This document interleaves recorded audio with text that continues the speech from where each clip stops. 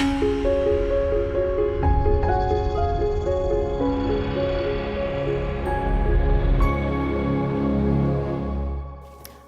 tudo jóia?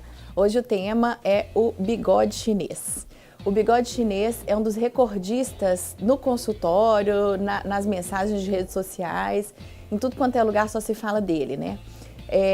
O bigode chinês, na verdade, o nome dele é sulco nasolabial, quando ele chega até a boca, ou sulco nasomentoniano, quando ele vem mais até embaixo aqui. E ele tem causas muito diversas, por isso que é difícil de falar, qual que é o melhor tratamento para bigode chinês? Isso é muito complicado. Então hoje eu vou tentar abordar as possíveis causas de um bigode chinês e apontar para alguns tratamentos mais utilizados em cada uma dessas causas do bigodinho chinês. Então a primeira causa, que é a mais importante da gente perceber, é a característica anatômica da pessoa, né? Às vezes a pessoa tem aquele desenho de rosto e é muito difícil de desfazer o bigode chinês, né? O problema é que com a idade, com todas as alterações que o rosto vai passando, essa característica ela vai sendo exacerbada. Mas o que é importante definir é se é possível a pessoa ficar livre daquele bigode chinês. A maioria das vezes não é, né? Então, a gente tem que sempre respeitar o desenho daquela pessoa. Eu já tive queixa da pessoa, falei assim, eu fiz um tratamento de bigode chinês e fiquei com a cara lisa, né? Então, assim, isso não é o objetivo. A gente tem que ter sombras, a gente tem que ter sulcos, desde que eles sejam agradáveis, né?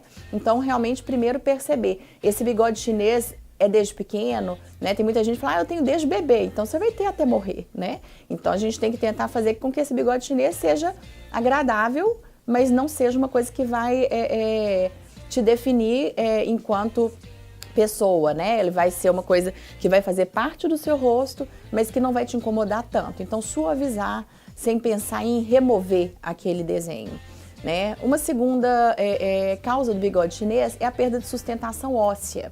Muitas vezes a pessoa fala assim, o meu rosto caiu, é só esticar, né? Puxa aqui e tal. E não é bem por aí.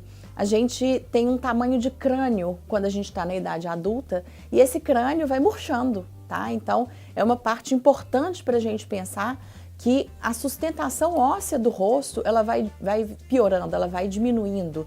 Então, o fato de você perder sustentação nessa área atrás do nariz, né, que é a fossa piriforme, isso faz com que o nariz afunde um pouco e esse triângulo que vai se formando aqui na lateral, ele vai aumentando porque o seu osso está mais fino, né?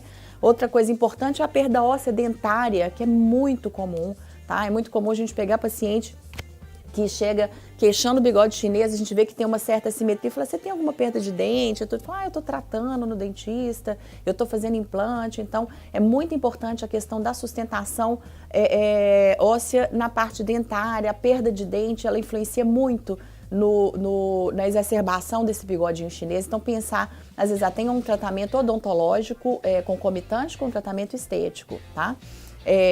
E pensar também em preenchimentos localizados para poder melhorar aquela área de perda óssea mais proeminente que não seja possível fazer um tratamento odontológico. Outra coisa importante da gente pensar é no volume facial, tá? O volume facial, ele é importantíssimo para a sustentação da parte mole do rosto, né? O volume, ele é definido pela gordura, pelo colágeno, né? Então é pela parte não óssea, tá? E essa parte não óssea, ela sofre perda ao longo da vida, além de ir derretendo, né? Então a gente vai perdendo esse volume e vai perdendo a sustentação desse volume. Então muitas vezes você tem uma gordura aqui e essa gordura ela desce para cá.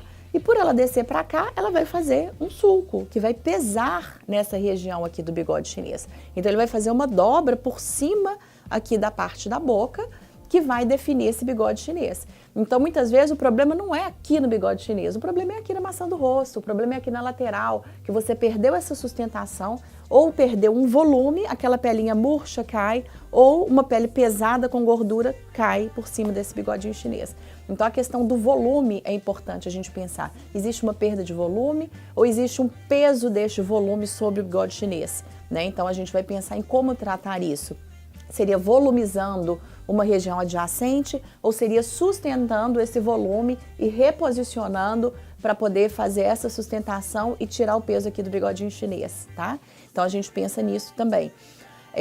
Outro problema que causa o bigodinho chinês, então, que eu já acabei falando, é a perda de elasticidade lateral, né? A perda da sustentação dessa puxada do rosto na lateral e que acaba fazendo essa dobra por cima dessa parte aqui do sulco. Então, muitas vezes a gente aborda o bigode chinês tratando a elasticidade lateral e nem mexe aqui nessa região, tá? Então, a gente tem que pensar sempre, né, que acaba sendo aquele beabá, né? Bigode chinês, preenchimento na região. E não é bem assim, né? Às vezes a gente, para ficar um rosto harmônico, um rosto bonito e um resultado natural, né? Aquela coisa de querer olhar uma foto antiga e ficar parecido. A gente tem que pensar sempre em o que foi perdido que causou aquele problema. Então, o bigode chinês deu para notar que realmente não é tão beabá, não é pá, preencheu aqui e acabou, né? Para ficar uma coisa bacana, a gente tem que pensar em tudo que ocasionou aquele desenho, né? Respeitar o desenho do rosto daquela pessoa sempre, não querer ficar livre do problema, além do que a gente sempre tem que subcorrigir, porque aqui é uma região muito rica em artérias, a gente não pode pensar em comprimir com os procedimentos, exagerando nessa volumização local, porque você pode ter problemas maiores, né, decorrentes dos próprios procedimentos, então a gente tem que sempre pensar na limitação do método, tá?